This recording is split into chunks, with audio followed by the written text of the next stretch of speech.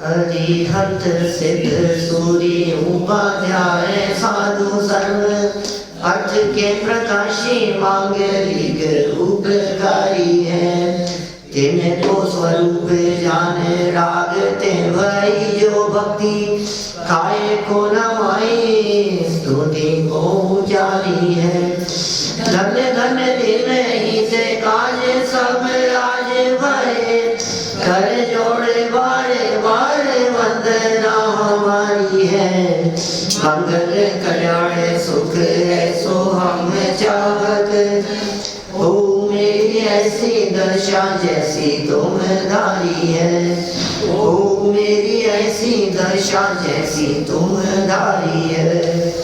ओ मेरी ऐसी दशा जैसी तुम धारी है।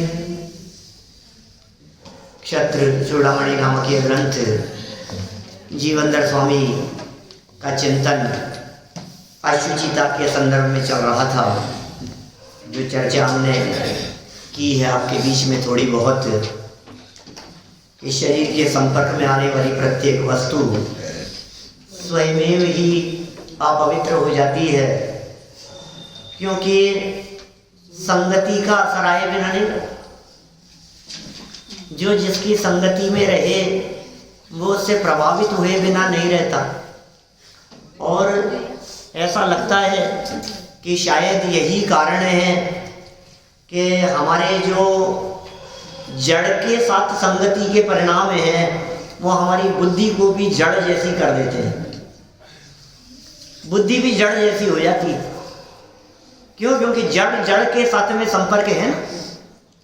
ऐसे ही अशुचि पदार्थों का संपर्क होने से जगत के पदार्थ अशुचि हो जाते हैं। ऐसी अशुचिता यदि सर्वाधिक कहीं दिखाई देती है तो वो कहीं और नहीं, इस तन में ही दिखाई देती है। इसलिए यह तन अत्यंत अपवित्र है। इस तन से विरक्त ही होना चाहिए।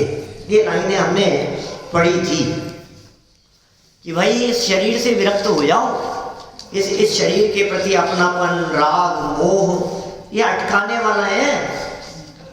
देह की कीमत में आत्मा का जो बहुमूल्य स्वरूप है वो धूल धूमिल हो रहा है, छिप जाता है, ओझल हो रहा है इस शरीर के चक्कर में। इसलिए दृष्टि शरीर से हटे, उसके लिए जरूरी है कि शरीर का चिंतन करें। अब दो तरह की स्थितियां होती है। एक तो है शरीर सुंदर हो और दूसरा है शरीर बदसूरत हो। दो ही तो स्थिति हो सकती है। यदि शरीर सुंदर होता है तो भी मैं कितना सुंदर उसमें अटका रहता है, तो मेंटेन करने में लगा रहेगा, उसको मेंटेन करने में लगा रहता है। और यदि बदसूरत हो तो सुंदर कैसे हो जाए, इसमें लगा रहता है। माने दोनों ही प्रकार की परिस्थितियों में ये जीव सहज नहीं रह पाता और अपने आत्म स्वरूप का दर्शन नहीं कर पाता। इसलिए शरीर के प्रति तन्मयता टूटने के लिए क्या उपाय किए जा सकते हैं कि तुम शरीर के वास्तविक स्वरूप के बारे में गहराई से विचार करो, तो तुम्हें पता लगेगा कि भाई ये अपनापन करने योग्य नहीं है। देखिए 51 नंबर के श्लोक से बात को आगे बढ़ाते हैं। 533 नंबर पेज पर नीचे दिया है 51 नंबर श्लोक। अस्पृष्टं दृष्टमंगली सामर्थ्यात् कर्मशिल्पिनः रम्यमूहे किमन्यत् स्यात् मन्मांसास्ते मज्जत। ओह, क्या कह रहे हैं भाई साहब। निश्चय से कर्म रूपी कारीगर की चतुराई से, वाह, शरीर का अंतरंग स्पष्ट दिखाई नहीं देता है। ये कारीगर की चतुराई है। अंदर जो ईंटों के बीच में गैप रह गया था और जो कमजोरी रह गई थी उसने ऊपर के प्लास्टर से उसको सब छिपा दिया। कहते क्या उपमाएं देते हैं आचार्य देव, गजब करते हैं भाई। ऐसा लगता है चिंतन कितना गजब का है। क्या सोचते हैं कर्म रूपी कारीगर की चतुराई से शरीर का अंतरंग स्पष्ट दिखाई नहीं देता, इसलिए सुंदर मालूम होता है। अरे कितना सुंदर है, कितना सुंदर है, अरे सुंदर है लेकिन कमजोर है। सुंदर बाहर से ये मकान दिखाई दे रहा है, लेकिन अंदर में जो कमजोरी है तुम्हें इसका पता नहीं है। थोड़ा सा तूफान आते ही ढह जाएगा, इतना कमजोर है। तो बाहर की सुंदरता पर ज़्यादा इतराने की जरूरत नहीं है, परंतु विचार करने पर इसमें मल, मांस, हड्डी और मज्जा के सिवाय और क्या है, अर्थात शरीर इन्हीं अपवित्र वस्तुओं से बना है। ओहो, क्या कह रहे हैं भाई साहब, सोच सोच करके विचार निकल पाते हैं। जिस देह के पीछे पड़ा है, जिस देह के पीछे पड़कर तो अपने आत्म स्वरूप को भूल गया है, जिस देह के तन्मयता से आज तक अनंत दुख पाए हैं, उस देह के वास्तविक स्वरूप का विचार नहीं कर पा रहा है।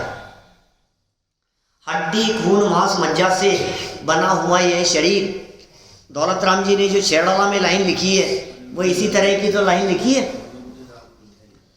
फल रुधिर राज मल थैली की कस बसा दीते महली, और नव द्वार भय घिनकारी अस देह करे किम यारी। जिससे तेरी दोस्ती है, जिसको तू अपना दोस्त मान करके बैठा है, ये मेरा दोस्त है, अरे ये तो मैं ही हूँ, सर्वस्व मान करके बैठा है। ये कह रहे हैं तू इस देह के वास्तविक स्वरूप को एक बार अंदर से देख ले। अरे ये फोटो वो तो छोड़ो, अंदर की चीज बाहर निकलेगी। एक्सरे की फोटो कोई नहीं लगाता।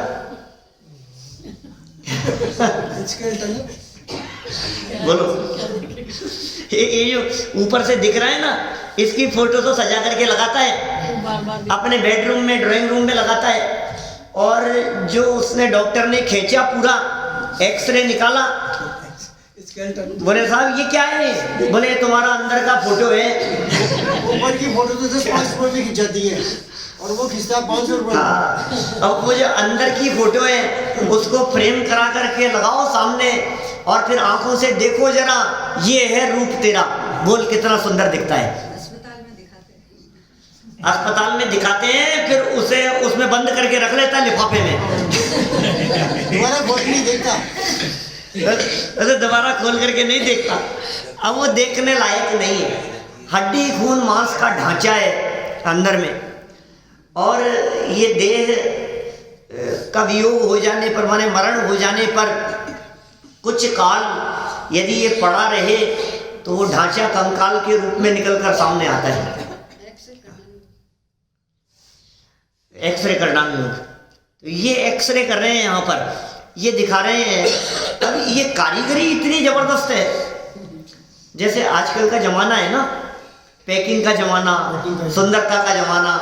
क्या सुंदरता के इस जमाने में ड्यूरेबिलिटी की आप बात ना करें, की बात फैशन के युग में, फैशन के युग में गारंटी की बात ना करें, गारंटी की चर्चा न करें। सुंदर दिख रही है, सुंदर दिख रही है, अरे साहब क्या सुंदर देखो आप, अरे ये बाहरी सुंदरता है, अंदर में वो चीज में दम कितना है, कुछ दम नहीं है। जो चीजें दमदार होती हैं वो चीजें सुंदर नहीं होती, और जो सुंदर होती है वे दमदार नहीं होती। ये जगत की दृष्टि से बात कर रहा हूं मैं। आत्मा ऐसा है जो अत्यंत सुंदर भी है और दमदार भी है, शाश्वत भी है, शाश्वत भी है, वो वजनदार भी है। वो ध्रुव तत्व जो अंदर में बैठा हुआ है इस देह देवालय में, देह रूपी जिन मंदिर में, तन मंदिर में, जिन मंदिर में श्री जिन राज, और तन मंदिर में चेतन राज। क्या क्या भजन की पंक्तियां हैं।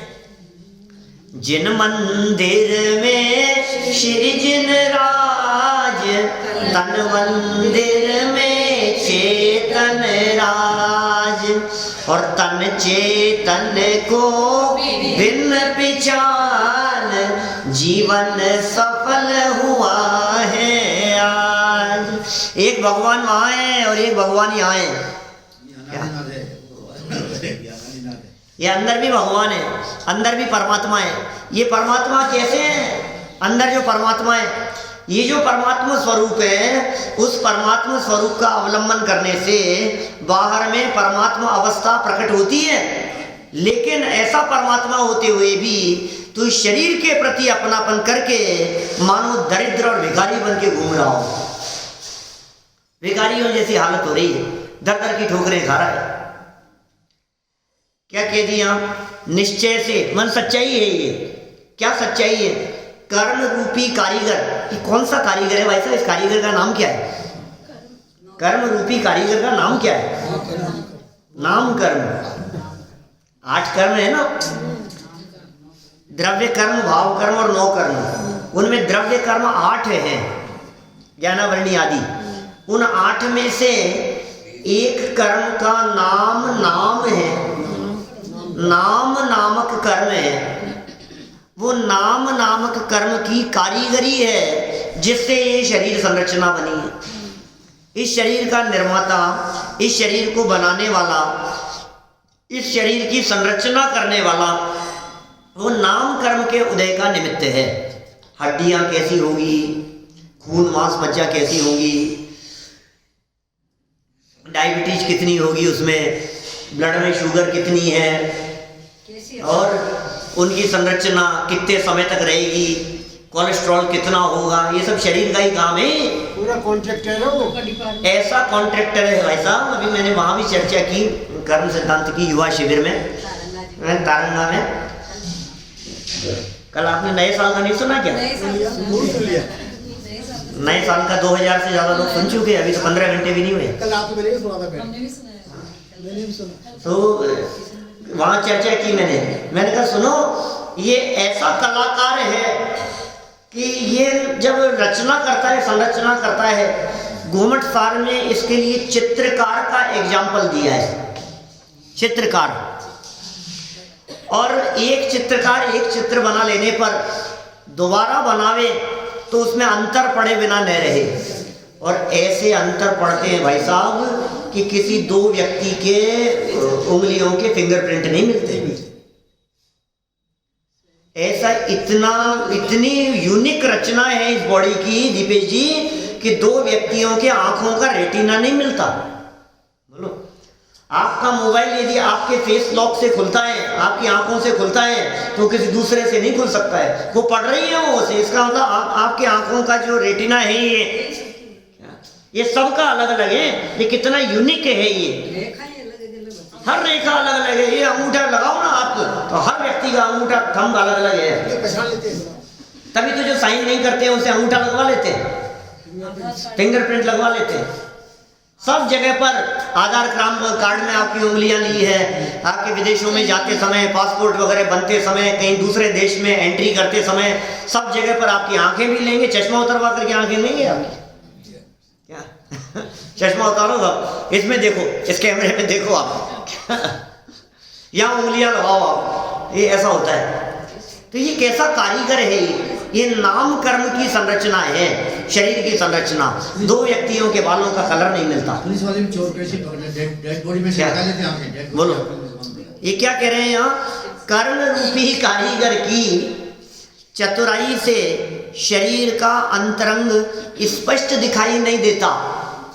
जैसे अच्छे कलाकार हो ना, जैसे अच्छे इंटीरियर डिजाइनर हो, तो आपके मकान की कमियों को ऊपर डिजाइनिंग में छिपा देते ऊपर की डिजाइनिंग में। अब जो शरीर में जो रह गई अंदर की जो विकृतियां हैं, उन सबको ऊपर की पॉलिशिंग में नाम कर्म रूपी इसने छिपा लिया। और नाम कर्म ने तो छिपाया ही है। और बड़ा एक और मित्र है इनका, जिनका नाम है वेदनी है, वो ऊपर के कपड़ों से और छिपा देता है। शरीर कैसा है, शरीर की जो विकृतियां हैं, उन सबको ये वेदनीय नाम का कर्म वस्त्र और आभूषणों से और छिपा देता है। कि साहब देखो, ये लटका लिया अपने कान में, कान में, गले में, माथे पर, सब तरफ। तो इससे क्या है कि वो जो पीछे की जो बदसूरती थी वो सब ढक गई इसके पीछे। इसीलिए उसकी कीमत है। कीमत इसीलिए देता है व्यक्ति उसकी।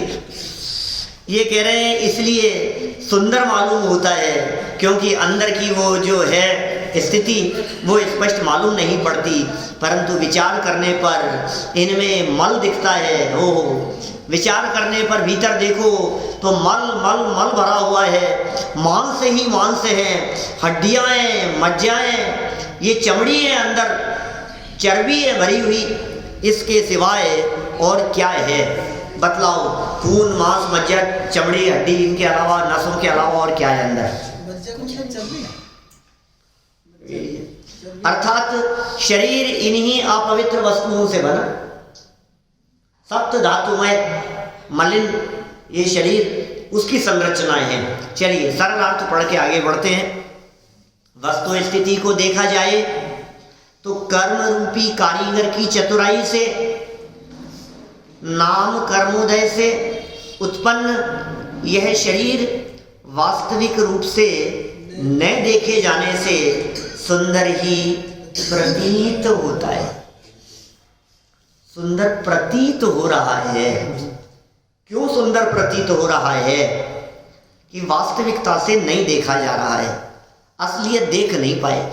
ये जो लगती है ना एग्जीबिशन, जो लगती है जगह जगह, बड़ी बड़ी एग्जीबिशन लगती है, साल में एक बार लगती है, डेकोर इंडिया जैसी, ऐसी ऐसी जो बड़ी बड़ी वहाँ क्या होते हैं, वहाँ यही होता है कि आपको ऊपर ऊपर से तो सुंदर दिखती है, फिर आप ले आओ फर्नीचर या कुछ, तो अंदर में वो गत्ता है या अंदर में कुछ है, अंदर में क्या लगा रखा है उन्होंने मटेरियल, वो दिखता नहीं है आपको। सस्ते में मिल जाती है वो चीज़। अरे वो तो लाते हालत ही खराब होती है अंदर से। मेले में और इनमें ऐसे भीड़ भाड़, उनमें जो चीज़ मिलती है वो क्वालिटी चीज़ नहीं मिलती आपको, क्योंकि वो बाहरी सुंदरता में छिप जाती है। और ये यहाँ कह रहे हैं कि भाई विचार यदि तू करेगा तो तुझे वो अच्छी वस्तु दिखाई देगी अंदर की, विचार करेगा तो। और विचार नहीं करता है इसके लिए तुझे वो अच्छी वस्तु दिखाई नहीं देती है। ये सब मलिनताएं ही हैं। 52 नंबर का श्लोक देखें। दैवादंत स्वरूपम चेद्विहृदेहस्य किं परैः आस्तामनुभवेच्छेयमात्मन् को नाम पश्यति। हे आत्मन, और तो क्या, यदि दैव योग से इस शरीर का भीतरी हिस्सा शरीर से बाहर निकल आए तो इसके सुखानुभव करने की इच्छा तो दूर ही रहे, कोई इसे देखेगा भी नहीं। हमने बात की थी ना, शायद परसों बात की थी आपके, मक्खी के पंख जितनी भी परत ऊपर से उतर जावे तो स्वयं देखना पसंद नहीं करे, किसी और को तो देखना पसंद करे ही नहीं। देव योग से क्या नहीं? भाग्य से, ऐसे जब देव योग का मतलब भाग्य, और भाग्य किस चीज में है कि सच्चाई सामने आ गई, ये भाग्य है। अब भाग्य लोगों के समझ में नहीं आती है ये बात, ये भाग्यशालियों के समझ में आती है। ये शरीर की अशुचिता और अपवित्रता की बारीकी भी भाग्यशाली लोगों के समझ में आती है, अभाग्य लोगों के समझ में नहीं आती। हे आत्मन, और तो क्या कहें, और तो क्या, यदि दैव योग से इस शरीर का भीतरी हिस्सा, कहीं फोड़े हो गए, फुंसी हो गई, कहीं कुछ हो गया, अंदर की चीज बाहर दिखने लगी, घाव हो गया, शरीर पर निशान पड़ गया, आप देखो कहीं से कट लग गया, छिल गया, हल्का सा हाथ घिस गया, रोड पर चलते समय आप गिरे, थोड़ा सा घिस गया, रगड़ लग गई, कुछ भी नहीं, स्क्रैच आया ऊपर से हल्का, अब अंदर का दिखने लगा। अब बोलो, अब वो पसंद नहीं आता है हमारे को, ये क्या हो गया? ये तो हाथ पर ही पसंद नहीं आता है, हाथ देख देख कर ये करता है, और चेहरा हो तो फिर तो कहना ही क्या, क्या प्लास्टिक सर्जरी कराता है। देखो सच बात है, ऐसा ही है। अनेकों लोग दिखते हैं ऐसे प्लास्टिक सर्जरी कराने वाले, कराते हैं, वो चेहरे को दिखाने के लिए ये सारे ये फिल्म स्टार क्या करते हैं, सब ऐसे ही काम है सबके, ऊपर से सुंदर दिखाने के लिए, क्योंकि उनका तो काम ही यही है, प्रोफेशन ही यही है उनका। अब वो क्या करेगा? देखिए ये कह रहे हैं शरीर से बाहर निकल आए तो इसके सुखानुभव करने की इच्छा तो दूर, अरे कितना उसका सुख का अनुभव नहीं करेगा, वो तो बहुत दूर है। कोई इसे देखेगा भी नहीं। लो, कोई माने कौन? हम स्वयं। माने इसकी अशुचिता और अपवित्रता हम देखना भी पसंद नहीं करेंगे। देखिए हे आत्मन, यदि दैवी योग से शरीर का भीतरी भाग बाहर निकल आए, शरीर का भीतर का हिस्सा इनसाइड आउट, ऐसा अंदर जो तो बिल्कुल उल्टा हो गया, अंदर वाला बाहर आ गया, तो क्या होगा ऐसी स्थिति में? तो इस शरीर को भोगने की इच्छा तो दूर, देखना ही पसंद नहीं करेगा। अब ये इस शरीर को भोगने की इच्छा तो दूर, अभी इस शरीर को भोगने की इच्छा में जो अन्य के शरीर को भोगने की इच्छा रखता है ना, स्त्री भोग आदि की जो इच्छा रखता है या पुरुष के साथ में भोग की जो इच्छाएं हैं, अभी कह रहे हैं अपना शरीर नहीं, सामने वाले के शरीर में अंदर की चीज बाहर दिख रही है। बोलो अब आपकी कितनी इच्छा होती है? बाहरी सुंदरता को देख करके आकर्षित होता हुआ दिखाई देता है, लेकिन भीतर या सम जगत में और ना ही घिन गेह, जैसा ये भीतर है उसके समान घृणा करने वाला पूरे जगत में, सब जगह देखियो चांद, आप चिराग लेकर के पूरे दुनिया में ढूंढने का प्रयास करेंगे तो आपको जितनी गंदी वस्तुएं मिलेगी, उन सबको गंदी बनाने में यदि किसी का योगदान है तो वो शरीर का है, वो शरीर के भीतर से मिले। कहीं मांस का टुकड़ा पड़ा हुआ है, कहीं विष्ठा पड़ी हुई है, कहीं खून है।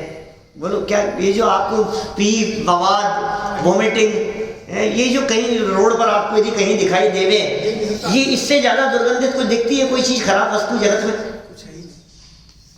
जितनी मलिन से मलिन वस्तुएं दुनिया भर में दिखती हैं, उनकी दशा किसने बिगाड़ी? कि शरीर ने उनकी दशा को बिगाड़ा है।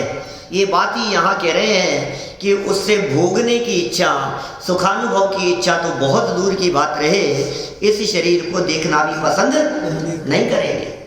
हम ही देखना पसंद नहीं करेंगे, अपनों को देखना पसंद नहीं करेंगे। फिर भी शरीर में एक तो बहुत रहता है। हाँ, ये तो खुद के शरीर में रहता है, पत्नी के शरीर में रहता है, हस्बैंड के शरीर में रहता है, बच्चों के शरीर में। मेरा बेटा कितना सुंदर है, मेरा प्यारा बेटा कितना सुंदर, तू देखना पसंद नहीं करे। बोल, वो वोमिटिंग में भरा हुआ हो, लिपटा हुआ हो, तो तू कहे कि अरे इसको साफ करो पहले, दूर हटाओ इसको यहाँ से। अब बोलो क्या हुआ, ये क्या हो गया? फिर देखो अंतिम लाइन, ऐसे शरीर को देखते ही सभी को अत्यंत घृणा उत्पन्न होती है।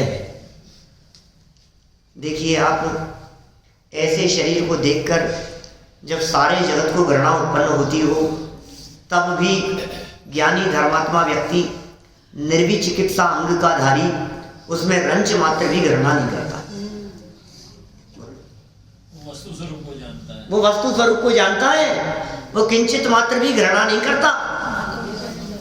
वस्तु स्वरूप को जानने वाला वो कहता है कि यार ये घृणा करने लायक नहीं है।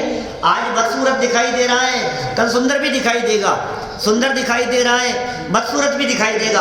अभी नहाया हुआ दिखाई दे रहा है, बिना नहाया दिखेगा तो बदसूरत दिखाई देता है, नहा धो करके थोड़ा चमकदार दिखाई देता है, फ्रेशनेस सी दिखती है, लेकिन इस शरीर में कुछ दम नहीं है। सम्यक दृष्टि ज्ञानी जीवों के 8 अंग कहे हैं, 8 अंग हैं उनके सम्यक दृष्टियों के, जिनमें निशंकित, निकांक्षित, निर्विचिकित्सा, अमूढ़ दृष्टि, उपगूहन, स्थितिकरण, वात्सल्य और प्रभावना। साथ देखो याद है क्या चीज? प्रसिद्ध लोग भी याद है, निर्विचिकित्सा में कौन प्रसिद्ध है? बोलो आप, प्रसिद्ध लोग भी याद है, किसमें कौन प्रसिद्ध हुआ? निर्विचिकित्सा में कौन प्रसिद्ध हुआ? राजा उदयन। तो घृणा नहीं होवे, दौलत राम जी शेड़ाला में कह रहे हैं, मुनि तन मलिन न देख घिनावे। मुनि राजियों के मलिन शरीर को देखकर घृणा नहीं करे। ये तो मुनि राजियों की बात क्यों करी? इसलिए कि अस्नान मूल गुण के धारी है ना, जीवन भर नहीं नहाने की प्रतिज्ञा ली है ना उन्होंने, तो उनके उस शरीर को देखकर मलिन भी हो जावे, पसीने आदि से, धूल मिट्टी आदि से मलिनता हो जाए, गंदा शरीर दिखाई देवे, तो भी उसे देख करके रंच मात्र भी घृणा का भाव ज्ञानियों को नहीं आता, क्योंकि वे पैकिंग से नहीं देखते हैं। अंदर में अनंतानुबंधी, अप्रत्याख्यानावरण, प्रत्याख्यानावरण, तीन कषाय चौकड़ी के अभाव में जो वीतराग परिणति वर्तती है, कीमत उसकी है, वो बहुमूल्य है। चक्रवर्ती जैसे सम्राट, सौधर्म इंद्र जैसे जीव, वे आकर के अपना मुकुट रखते हैं, उनके चरणों में आकर के पढ़ते हैं। किसकी कीमत है? वीतरागता की कीमत है। वीतरागी है देव हमारे, वीतरागी है गुरु हमारे, ये वीतरागी दर्शन है, ये वीतरागियों का मार्ग है, ये देखने का दृष्टिकोण दिखा रहे हैं यहाँ। तो क्या क्या बातें कह दी? 51 नंबर के श्लोक में तो कही थी, कारीगर नंबर ये है, ये चतुर नाम कर्म वाला चतुर कारीगर है, जिसने तुम्हारी विकृतियों को छिपा लिया, ठीक है, और अंदर में हड्डी खून मांस मज्जा के अलावा कुछ नहीं है। और 52 नंबर के श्लोक में जो अभी हमने बात पढ़ी, इसने कहा कदाचित उस नाम कर्म वाले कारीगर के द्वारा छिपा लेने पर भी देव योग से ऐसा हो सकता है कि इनसाइड आउट आ जाए, अंदर का बाहर हो जाए, उल्टा हो जाए। एक्सरे की बात कही मैंने, फोटो टाक करके रखना एक्सरे की, मेरा ही फोटो है, नाम और लिखना नीचे, और नीचे नाम और लिखना, पड़ेगा किसका, पता क्या लगेगा किसका है? भाई हम तो ये कह रहे हैं, ना तो ये नाम कर्म वाला, ये ऊपर से खींचने वाली फोटो भी तुम्हारी नहीं है, और अंदर का एक्सरे भी तुम्हारा नहीं है, और सोनोग्राफी करने पर जो अंदर से निकल करके आए वो भी तुम्हारा नहीं है, क्योंकि ये सब तो सुंदरता और मलिनता सुंदरता और न मालूम क्या दिखता है, इन सब के भीतर एक नहीं दिखने वाला तत्व है, जिसकी फोटो बाहरी मशीनों से नहीं खींचती, जिसकी फोटो एकमात्र ज्ञान नेत्र से खींची जाती है, वो मैं तत्व हूं। उन ज्ञान नेत्र से देखो, जो कैमरे की पकड़ में नहीं आएगा, जो एक्सरे की पकड़ में नहीं आएगा, जो सोनोग्राफी मशीन की पकड़ में नहीं आएगा, जो एकमात्र ज्ञान नेत्र की पकड़ में आएगा, वो मेरा स्वरूप है। जिसने अपने उस असली स्वरूप को देख लिया, वे ऊपर से देख करके घृणा नहीं करते। मूंगफली हो ना, मूंगफली ऊपर से छिलका यदि खराब दिख रहा हो उसका, तो आप कहते हो नहीं छिलका खराब है, खोल के देख अंदर से मूंगफली सही है। क्या निकलती भी अंदर से सही भी निकलती है। ये क्या कहता है, ऊपर का छिलका गंदा हो रहा है, गंदे गंदे देखो, ये जब मूंगफलियां जमीन में उगती है, खेत में जमीन में उगती है, जमीन में से निकलती है, और निकल करके आने के बाद मिट्टी मिट्टी हो रही है। किसी बच्चे से कहा कि बेटा मूंगफली खा ले, और उसने हाथ लगाया और मिट्टी अच्छी क्या ये गंदी। फिर उसको समझाते हैं कि भाई ये जो छिलका है ये गंदा है, इस छिलके के अंदर मिठास वाला एक परम पवित्र पदार्थ वो अंदर मौजूद है। क्या तू छिलके को मत देख, तू अंदर के माल को देख, उसी को चक्के देख, क्या उसे चक करके देख। तो ये ऊपर के छिलके से दृष्टि हटाकर अंदर के माल को देखने की प्रेरणा ये यहाँ दे रहे हैं। ये 52 नंबर के श्लोक के सरल अर्थ में देखो क्या कहा, वापस पढ़ें। हे आत्मन, यदि देव योग से शरीर का भीतरी भाग बाहर निकल आए, हड्डी निकल गई किसी की, अंदर का खून बाहर झलकने लगा, अंदर की स्थिति बाहर दिखने लगी, तो क्या होगा? तो इस शरीर को भोगने की इच्छा तो दूर, कोई इस शरीर को देखना भी पसंद नहीं करेंगे। किसी और के शरीर, अच्छा अपने शरीर की तो हालत ऐसी है, कामदेव का शरीर हो तो है, कामदेव का शरीर है साहब, क्या बात कर रहे हो आप? कामदेव की तो हड्डियां निकल जाने, कामदेव की डेड बॉडी जो है ना वो तो अच्छी है,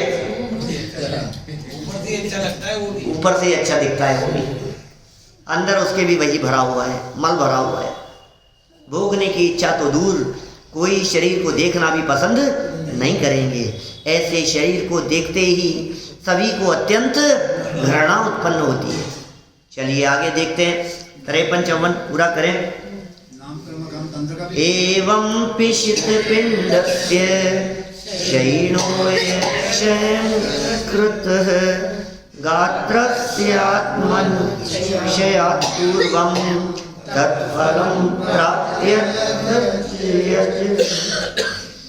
इस प्रकार हे आत्मन, नाश को प्राप्त होने वाले किंतु अविनाशी सुख के कारणभूत इस मांस के पिंड रूप शरीर के नाश होने से पहले इससे मोक्ष रूपी फल को प्राप्त करके इसको छोड़ दे।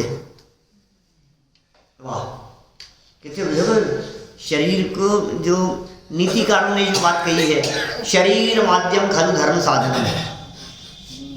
शरीर पहले है और यह वास्तव में धर्म साधन का हेतु है। यह बात जैनियों की नहीं, नीतिकारों की है, नीतियों में लिखी है, अन्य मतावलंबियों में लिखी है, हिंदुओं ने लिखी है। शरीर माध्यम खलु धर्म साधनम। हम तो ये कहते हैं शरीर कैसा भी हो, इससे क्या फर्क पड़ता है? तन रहे तो रहे, तन न रहे तो नहीं रहे। हम तो वेद विज्ञान की बात कहते हैं, वो कहते हैं नहीं शरीर माध्यम। तो ये मोटा मोटा कह रहे हैं ये कि शरीर है तो जब तक तुझे निर्वाण की प्राप्ति ना होवे, जब तक तेरे जीवन में मोक्ष मार्ग प्रकट न होवे, तब तक तू अपने शरीर के माध्यम से ये मोक्ष मार्ग को जानने समझने और उसमें कदम बढ़ाने का प्रयास कर ले। और फिर जैसे ही उसकी उपलब्धि हो जाए तो तू शरीर को छोड़ देना और परम मुक्ति की प्राप्ति कर लेना। कह रहे इस प्रकार हे आत्मन, नाश को प्राप्त होने वाले, जिससे नाश होगा उसे प्राप्त होने वाले लेकिन अविनाशी, नाश को प्राप्त होने वाले कौन? वो तो है शरीर, और अविनाशी सुख का कारणभूत है वो शरीर। इस मांस के पिंड रूप शरीर के नाश होने से पहले इससे मोक्ष रूपी फल को प्राप्त करके इसे छोड़ दे। यद्यपि मांस के पिंड रूप यह मनुष्य शरीर नश्वर है, तथापि मोक्ष प्राप्ति में निमित्त कारण है। यद्यपि ये शरीर नश्वर है, यद्यपि ये शरीर नाश होने वाला है, लेकिन निमित्त कारण है वैसा मोक्ष की प्राप्ति में। कोई कहे साहब सर्वथा भिन्न यदि है तो क्या फर्क पड़ता है शरीर पे कपड़े रहे या नहीं रहे, मोक्ष हो जाएगा? कि नहीं भाई, ऐसा नहीं चलेगा, ऐसा नहीं चलेगा। शरीर से कपड़े उतरेंगे ही उतरेंगे क्या, और नग्न दिगंबर दशा होगी ही होगी। क्या रे साहब ये तो परद्रव्य है, इससे क्या फर्क पड़ता है? नमक रहने दे रहे उसमें। ये तो परद्रव्य है ना, कपड़े तो परद्रव्य हैं, तो क्यों ऐसी बात करता है? अरे नहीं भाई, भले ही परद्रव्य हो, लेकिन समस्या परद्रव्य में नहीं है, समस्या इस परद्रव्य के प्रति तेरे को जो पहनने का राग है ना, ये कपड़े है ना, कपड़े, ये बटन बंद करने की चेष्टा ये राग के बिना नहीं हो सकती। ये राग भाव है, इतना राग टूटे तो काम हो।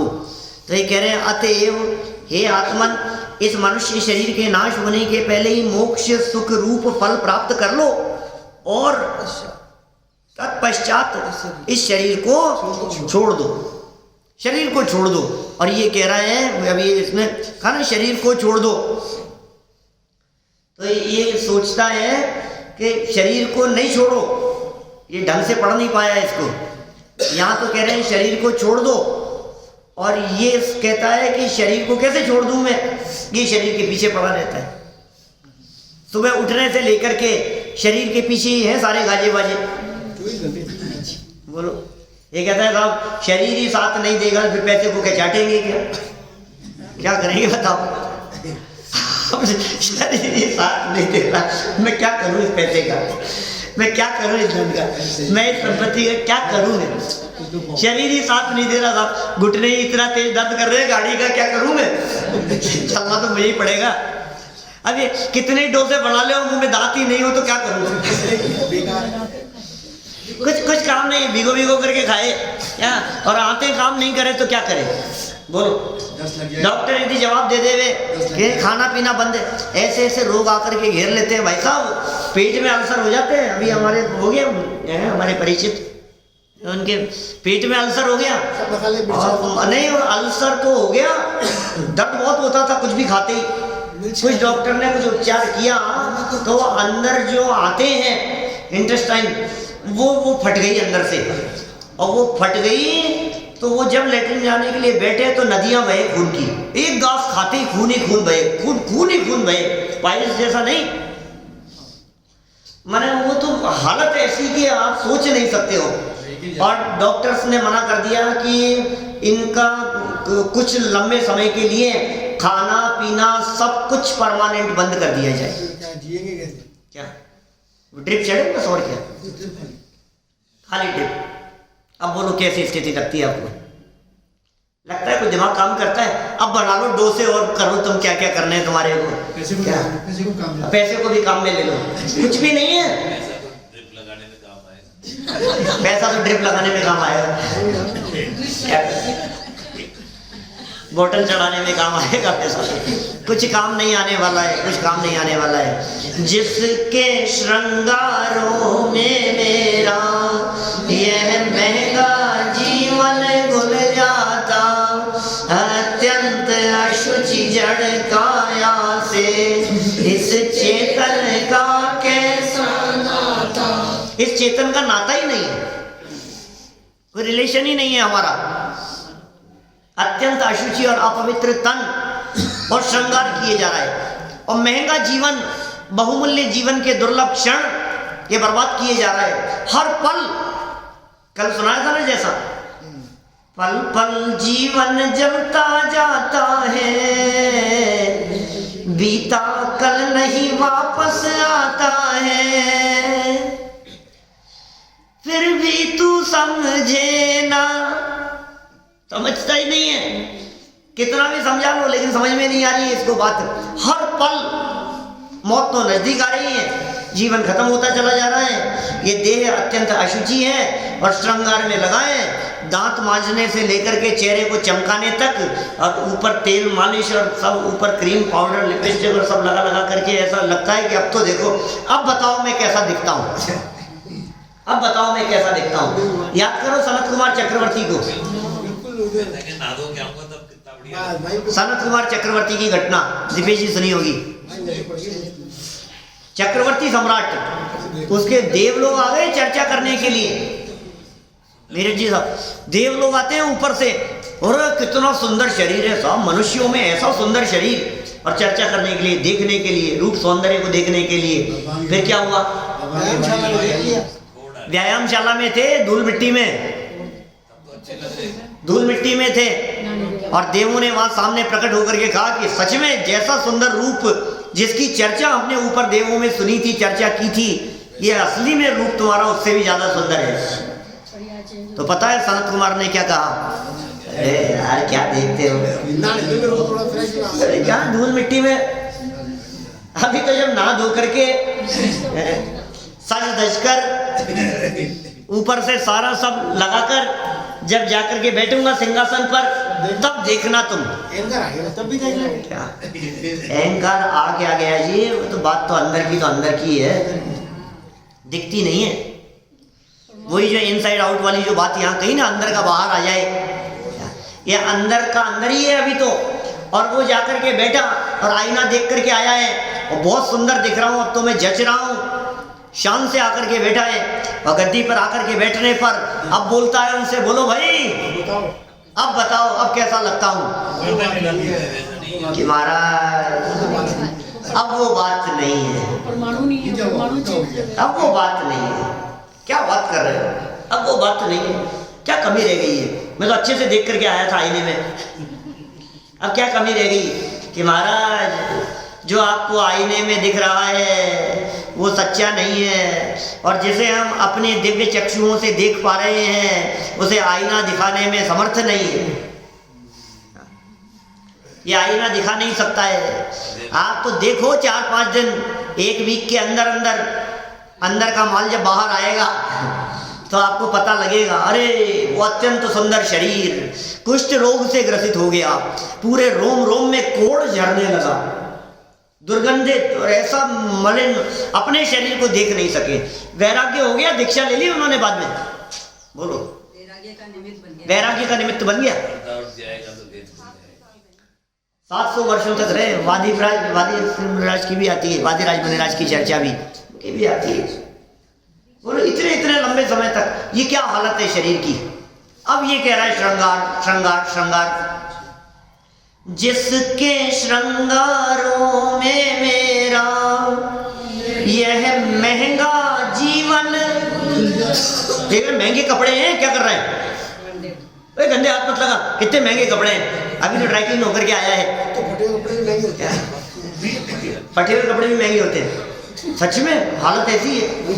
और इतना फटे फटे जींस वगैरह ऐसी चल रही है, पता नहीं क्या है, कैसी दरिद्रता आ गई है। सारा भिखारीपन ना समझ लोग, कोई देखने वाले देख के ऐसा लगे कि ये भिखारी है, ये फैशन है। और ऐसा फाड़ फाड़ करके पहन रहे हैं, पता नहीं क्या हो गया है उनके अभाग्य की, उनकी किस्मत में पूरे कपड़े पहनना भी नहीं है। बुद्धि फट गई है, बुद्धि फिर गई है। बहुत हालत खराब है, बहुत हालत खराब है। नहीं, बड़े बड़े लोग पहन रहे हैं, बड़े बड़े लोग पहन रहे हैं। मैं सच्ची घटना बता रहा हूँ। एक व्यक्ति आए मेरे पास में, कहीं बाहर रहते थे विदेश में, और इनके कुछ परिचित थे, अपने हरीश जी ढोलिया है ना, इनके कुछ परिचित थे, विदेश में कहीं रहते थे। और वो कहीं सुनते थे, मेरे को कहीं सुना होगा उन्होंने चर्चा, तो उनसे पूछते हुए चर्चा करने के लिए मेरे घर पर आए। लेकिन ये बात तो कई सालों पुरानी हो गई। तो आए वो, आकर के बैठे वो, अब उनकी जींस विंस फटी हुई। तो आप मानेंगे नहीं, मैंने उनसे सच में पूछ लिया है कि मैंने कहा क्या हुआ, कहीं गिर गए क्या कुछ? सच्ची घटना है, जनवाड़ी सामने विराजमान है। आपने देखा, सपने में भी नहीं सोच सकता था मैं कि ये कैसे हो गए। बहुत संपन्न व्यक्ति विदेश में रहने वाले, बाहर से आए हुए मिलने के लिए। मैंने उनसे पूछ लिया तो वो इतने शर्मसार हो गए। उन्होंने कहा नहीं वो छिपा हाथ लगा लिया और क्या गया, नहीं ये तो है, ऐसा ही है, ऐसी है उस तरह की। मैंने कहा जाने क्या बात है यार, ये क्या क्यों छिपा है, बता नहीं रहे। फिर बाद में फिर 4-6 महीने बाद, 8 महीने बाद में फिर वो जगह, फिर वो लोगों से पता लगा कि भाई ये फैशन में चल रहा है। मैंने कहा यार ये कैसा फैशन है, ऐसा बदला हुआ चीज। फटे हुए पहनने का फैशन दिखाई देता है। ये कह रहे हैं यहाँ पर, सुन भाई, जिसका तू श्रृंगार कर रहा है, जिसे तू सजाने की चेष्टा कर रहा है, ये इसकी हालत खराब है अंदर से। महंगा है तेरा जीवन, दुर्लभ है तेरा जीवन। तू कपड़ों को महंगा कह रहा है, तुझे अपना जीवन महंगा नजर नहीं आ रहा है, तुझे बाहरी प्रोडक्ट महंगे दिखाई दे रहे हैं, तुझे अंदर अपने जीवन की कीमत समझ में नहीं आ रही है। परफ्यूम लगाता है, परफ्यूम, बोलो, ये बता रहे थे भैया मेरे को अभी 2-3 दिन पहले। ये कह रहे थे कि जितने परफ्यूम आते हैं ना, इन सारे परफ्यूम में इनकी ड्यूरेबिलिटी के लिए, इनको स्थिर रखने के लिए, इनमें वेल मछली की उल्टी वो उसमें मिलाते हैं। मछली है अलग तरह की, वेल मछली, उस मछली की वोमिटिंग, और वो बहुत महंगी बिकती है, बहुत कीमती होती है। वो विराट जी ने दिखाई थी इसकी, देवलाली में हमको लाखों करोड़ों रुपया उसकी कीमत होती है। वो वोमिटिंग यदि किसी को मिल जाए ना तो वो करोड़पति हो जाए।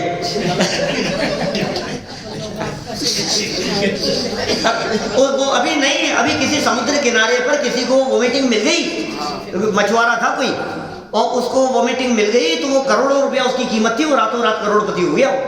ऐसा है। अब वो जो वोमिटिंग है उसकी, उस वोमिटिंग को सब वो करके, उसको केमिकल से और सब करके, और वो उसमें मिलाया जाता है और उसे लगा करके यहाँ आता है मंदिर में।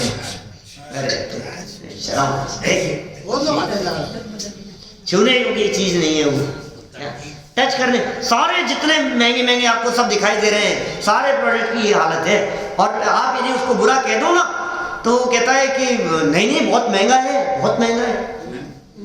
महंगी चीज अच्छी होती है, महंगी चीज अच्छी होती है, हाँ महंगी चीज अच्छी होती है, लेकिन तू कितना महंगा है इसकी पता है क्या तुझे? खबर ये जीवन कितना महंगा है, इसकी वैल्यू पता है क्या तुम्हारे को? इसलिए वापस ये 2 पंक्तियां बोलते हैं, देखो खत्म करें चर्चा को। क्या कहा? जिसके श्रृंगारों में मेरा यह महंगा जीवन घुल जाता, अत्यंत अशुचि, अशुचि अपवित्र, कितना अपवित्र, अत्यंत अपवित्र, अत्यंत अशुचि और जड़ काया से मुझे चेतन का कैसा नाता। बोलो, इस चेतन का कैसा नाता, मुझे चेतन का कैसा नाता। मेरा भाई, इस देह से रंच मात्र भी किसी प्रकार का कोई संबंध नहीं है। जब अपवित्रता के बारे में विचार करे, जब इसकी अशुचिता के बारे में विचार करे, तो देह के प्रति अपनापन टूटे बिना न रहे। ये सारी चर्चा देह के प्रति अपनापन तोड़ा देने के लिए है। इस चर्चा का एकमात्र सार इतना ही है कि जैसे भी बन सके शरीर के प्रति अपनापन तोड़ो। शरीर के प्रति अपनापन या अनंत दुखों को जन्म देने वाला है। इस शरीर के प्रति अपनेपन से अनंत संसार खड़ा हो जाता है। इसलिए देह के प्रति नेह को छोड़कर तन के प्रति तन्मयता का त्याग कर हम जो शाश्वत तत्व अंदर में विराजमान है उसका अवलंबन लेवें, तभी ये अशुचि भावना सच्ची भावना कहलाएगी। ये चिंतन में चलना चाहिए। आईने के सामने लिखी रहनी चाहिए लाइनें, आईने के ऊपर मोटे मोटे अक्षरों में क्या क्या, ये जो लाइनें लिखी है ना, जिसके श्रृंगारों में मेरा यह महंगा जीवन भूल जाता, ये लाइन आईने पर लिखी रहे। जब जब जाकर के देखने के लिए खड़ा होवे तो फील करे, अरे कहाँ करके खड़ा हो गया। एक वो आईना है जो पिक्चर दिखा रहा है हमारी ये बाहर से, और एक ये जिनवाणी है जो हमारी पिक्चर दिखा रही है अंदर से। अंदर से पिक्चर देखो, अंदर की बात देखो, ऊपर आकर्षित मत हो। तो इस तरह देह के प्रति अपनापन तोड़कर अपने में अपनापन करके हम परम मुक्ति की प्राप्ति करें। इस भावना से बात को विराम देता हूँ। एक श्लोक और बच गया है, इसका कल करेंगे। सुंदर चर्चा है, कुछ वैराग्य में चर्चा है, तो कल ही बात करेंगे। छोड़ने का उपाय भी बताना पड़ेगा। हाँ, जरूर बताएंगे।